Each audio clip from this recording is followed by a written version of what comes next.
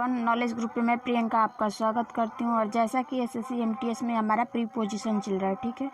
तो प्रीपोजिशन में हमने ऑफ जो था उस पर डिस्कशन कर रहे थे, तो उसमें कुछ नियम और उसके एग्जाम्पल हम डिस्कशन किए थे। आज जो है प्रीपोजिशन में ऑफ का प्रयोग कैसे और किस सेंस में होता है उसको हम डिस्कशन करेंगे, ठीक।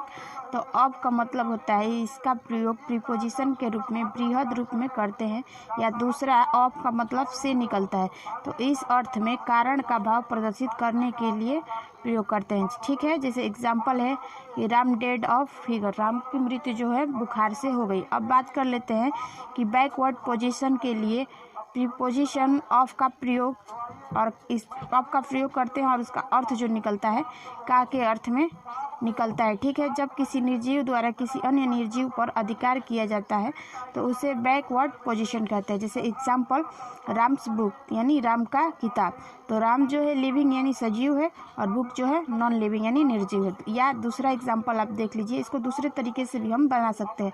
तो दूसरे तरीके से कैसे बनाएंगे, तो बुक ऑफ राम्स, तो राम का किताब, ठीक है। तो यहाँ पे भी बुक जो हो गया निर्जीव हो गया और राम जो हो गया सजीव हो गया, ठीक है। तो यहाँ तक की कहानी आपको समझ में आ गई होगी। आगे आइए और ऑफ से रिलेटेड रूल्स प्लस जो एग्जाम्पल है उसका हम डिस्कशन करेंगे, ठीक है। यहाँ पर देखिए एक बारीकी से बात ध्यान देने लायक ये बात है कि यहाँ पे जो प्रीपोजिशन है उसमें ऑफ या कोई भी वर्ड जैसे आ रहा है तो उसका यूज जो हो रहा है अलग अलग सेंस में हो रहा है, ठीक है। तो वही बारीकियाँ हमको समझना है, ठीक है, और हमें आपके साथ डिस्कशन करना है, ठीक है। आई होप कि आपको ये सेक्शन बहुत ज़्यादा पसंद आए। अगर पसंद आए तो लाइक शेयर और सब्सक्राइब कीजिए, और इसी तरह का वीडियो लेटेस्ट पाने के लिए आप हमारे चैनल को सब्सक्राइब कीजिए। तो चलिए आगे आइए हम बात कर लेते हैं।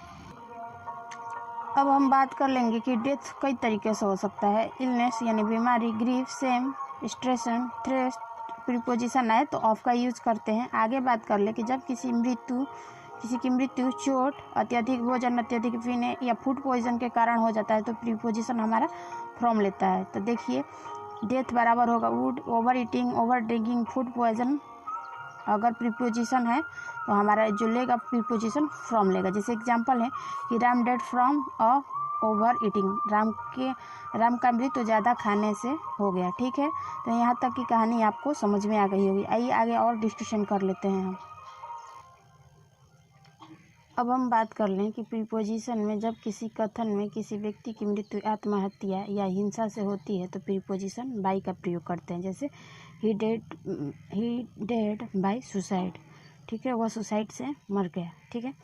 दूसरा देखिए जब किसी की मृत्यु लापरवाही के कारण होती है तो प्रीपोजिशन हमारा दो का प्रयोग होता है। जैसे राम डेड दो नेग्लेक्ट, ठीक। तीसरा देखिए जब किसी की मृत्यु युद्ध के मैदान में या बिस्तर पर हो जाता है तो प्रीपोजिशन इन मतलब में का अर्थ प्रीपोजिशन में निकलता है, उसका प्रयोग करते हैं। जैसे एग्जांपल कि Ram dead in bed, Ram bed पे मतलब राम बिस्तर पर मर गया, या बैटल फील्ड या राम युद्ध के मैदान में मर गया, ठीक है। तो यहाँ तक की कहानी आपको समझ में आ गई होगी। आगे की कहानी और हम आपके साथ डिस्कशन करेंगे, तो बी पेशेंस के साथ आप हमारे साथ बने रहिए। अब हम बात कर लेंगे कि जब किसी अगला रूल है कि जब किसी व्यक्ति की मृत्यु अपने राष्ट्र के लिए होता है या किसी विशेष आस्था या विश्वास पर वह व्यक्ति मर जाता है तो प्रीपोजिशन में फॉर का प्रयोग करते हैं। जैसे एग्जांपल है कि Ram dead for his country, Ram अपने देश के लिए मर गया, ठीक है। दूसरा एग्जांपल देखिए Gita dead for he believe in sati custom, तो गीता जो थी सती प्रथा के अनुसार सती प्रथा पर विश्वास करके क्या हुई, वो उनकी मृत्यु हो गई, ठीक है, मतलब मृत्यु हो गई के लिए अपने जान दे दी, ठीक है। अब आगे बात करते हैं कि जब किसी की मृत्यु किसी के साथ होती है तो प्रीपोजिशन हमारा विथ का प्रयोग होता है, ठीक है। जैसे एग्जाम्पल है कि सी डेड विथ हर हस्बैंड, वो अपने पति के साथ मर गई, ठीक है। तो यहाँ तक की कहानी आपको समझ में आ गई होगी। आगे और भी है, ठीक है, जिसका हम डिस्कशन करेंगे आपके साथ, ठीक है। तो बी पेशेंस और बी क्लियरली हम आपको चीज़ें कॉन्सेप्चुअली समझाने का प्रयास कर रहे हैं। आई होप कि आप अच्छे से समझ गए होंगे, ठीक है। अब आइए आगे और बात कर लेते हैं।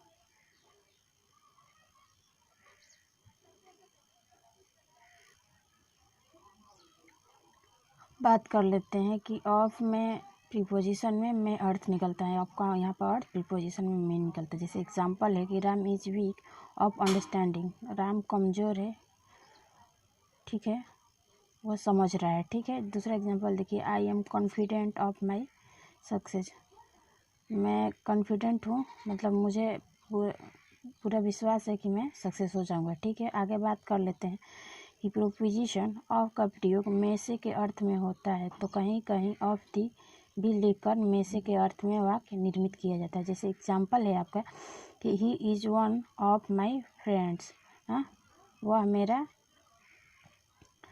मित्र है, ठीक है, वह मेरा मित्रों में से कोई एक मेरा क्या है, मित्र है, ठीक है। मतलब यहाँ दो लोगों की बात हो रही है, दोनों में से कोई एक मेरा मित्र है, ठीक है। अब आगे बात कर लेते हैं, दूसरा एग्जांपल देख लीजिए, one of the student is made, वहाँ विद्यार्थियों में से कोई एक क्या है, स्टूडेंट पागल है, ठीक है। तो यहाँ तक कि आपको कहानी समझ में आ गई होगी, ठीक है। आगे बात कर लेते हैं कि प्रीपोजिशन में और कैसे और किस सेंस में वो शब्दों का प्रयोग किया जा रहा है, ठीक है। प्रीपोजिशन थोड़ा सा चैप्टर लॉन्ग हो जाता है, लेकिन ये है कि एक एक चीज़ जो है थोड़ा समझ के पढ़ना है और आपको सीखना है, ठीक है। तो चलिए आगे आइए और बात कर लेते हैं।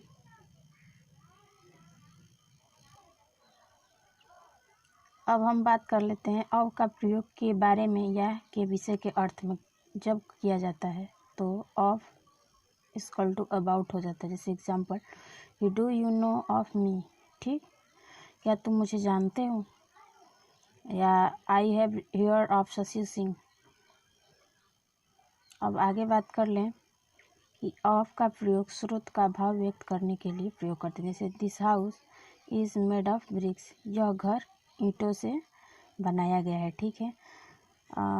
यहाँ तक की कहानी आपको समझ में आ गई होगी, ठीक है। आइए आगे और डिस्कशन हम कर लेते हैं, ठीक है।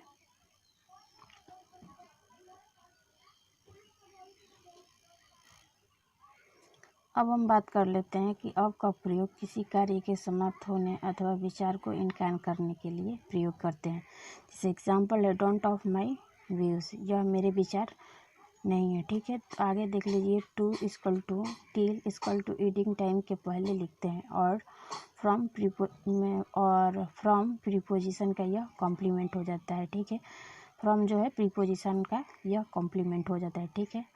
जैसे एग्जांपल है कि Ram works the office, Ram अपने ऑफिस में काम करता है, from I am till 4 AM, ठीक। तो मैं उसके यहाँ 4 बजे आऊँगा, ठीक है। तो यहाँ तक कि आपको समझ में अच्छे से आ गया होगा और आपको समझ आ रहा है कि कैसे एक वर्ड का किस कंडीशन में यूज़ हो रहा है, ठीक है। अब आगे हम बात कर लेते हैं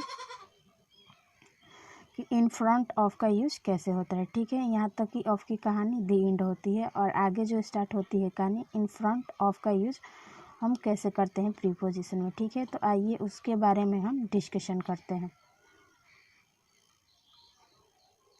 अब हम बात कर रहे हैं कि प्रीपोजिशन में इन फ्रंट ऑफ का यूज़ कैसे करते हैं, ठीक है। तो इन फ्रंट ऑफ का अर्थ जो निकलता है के सामने, तो इस अर्थ में इन फ्रंट ऑफ का प्रयोग सामने के अर्थ में केवल निर्जीव संज्ञा या बड़ी आकृति के लिए प्रयोग करते हैं। जैसे देयर इज़ ए ट्री, वहाँ पे एक पेड़ है, इन फ्रंट ऑफ माई हाउस, जो मेरे घर के सामने हो, मेरे घर के सामने एक बड़ा पेड़ है, ठीक है।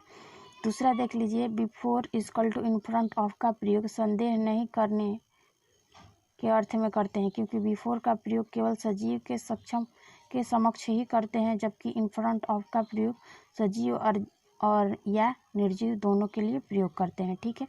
जैसे एग्जांपल है कि Ram is standing in front of me in the tree, Ram जो है पेड़ के पास क्या है, पेड़ के सामने खड़ा है, ठीक है। दूसरा एग्जांपल देख लीजिए कि there is a big garden in front of my college, मेरे कॉलेज के सामने बहुत बड़ा एक क्या है, गार्डन यानी बगीचा है, ठीक है। तीसरा एग्जांपल देखिए, Ram is standing before in the tree, Ram जो है पहले से ही पेड़ के पास खड़ा है, ठीक है। तो अब तक हमने इन प्रीपोजिशन में क्या क्या डिस्कशन किए। तो प्रीपोजिशन में जो थे ऑफ से रिलेटेड और ऑफ फ्रॉम का यूज़ करना सीखे, और उसके बाद अभी हम जो सीखे इन फ्रंट ऑफ का यूज़ कैसे सीखे, ठीक है। तो ये थी प्रीपोजिशन में ऑफ से रिलेटेड कहानी। तो ये ऑफ की कहानी यहीं पे दी एंड होती है, ठीक है। तो आई होप कि आपको अच्छे से समझ में आ गया होगा, ठीक है। अब हम बात करेंगे सिनोनिम्स और एंटोनियम्स, ठीक है, जो कि वीडियो के एंड में पर डे हम आपके साथ डिस्कशन करते हैं। तो अब सिनोनिम्स और एंटोनियम्स पे हम डिस्कशन कर लेते हैं, ठीक है।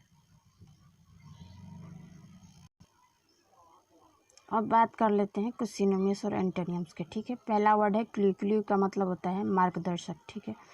तो जब हम इसको पर्यायवाची डिस्कशन करेंगे तो होगा गाइड, हिंट और सुपरटेंट हो जाएगा, ठीक है। एंटोनियम्स इसका विलोम होगा मिसलेड, बैटरी और डिसीव, ठीक। दूसरा वर्ड है कॉलियस। कॉलियस का मतलब होता है कठोर।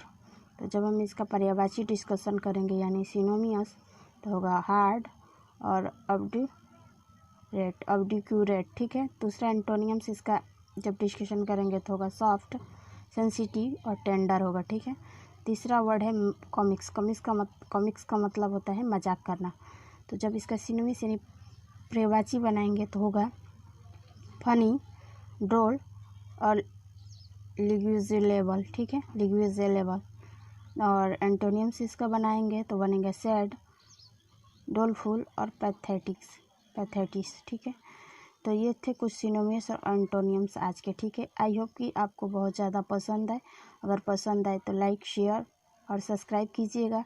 और इसी तरह का लेटेस्ट वीडियो पाने के लिए आप हमारे चैनल को सब्सक्राइब कीजिए।